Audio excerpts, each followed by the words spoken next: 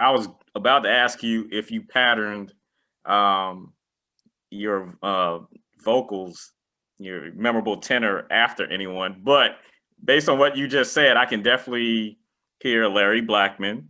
I can hear Rick James, and then before the interview, I was like, I'm hearing Bootsy too. So, am I right? Well, I absorb things, but more than anything, what I would do,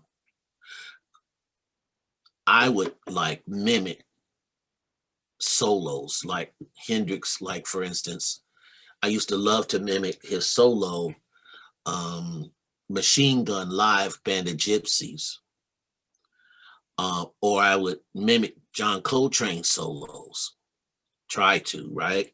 Hmm. And so I didn't have a particular singer that I focused on, but I absorbed a lot of stuff. I absorbed Stevie Wonder, or I absorbed the lead vocalist for Yes, John Anderson, Hmm. or then it was my love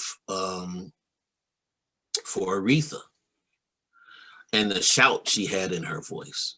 Right. And, the great Sugarfoot and the great, um, who else was I really into?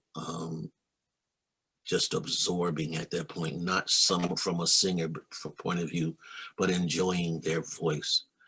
Um, I can't think right now, Oh, but that's cool. what I did is I absorbed a lot of different styles of music. Right, Right. James Taylor, that's who I was thinking about.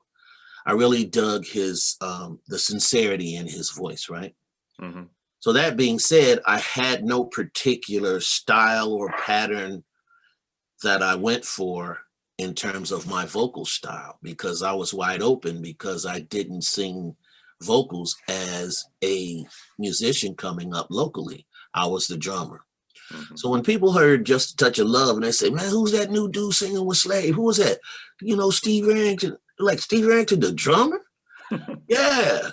I didn't even know he sang. It's like, yeah, I didn't either, but that's who it is.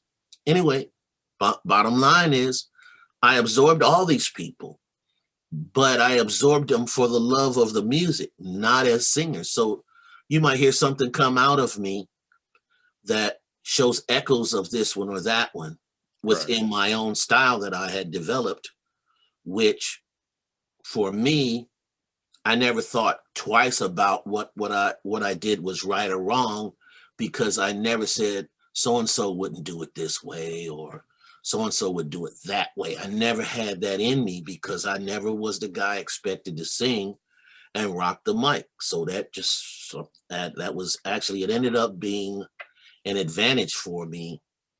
Although it was tough to get all that going, because I was like, yo, I was used to being in that background, right? Right. I wasn't used to being up front. I was cool driving the band, being funky. The other guys doing all the talking and I just sat back and was cool. And the next thing I know, I'm right in front going, okay, all right, I guess I can do this. Yeah.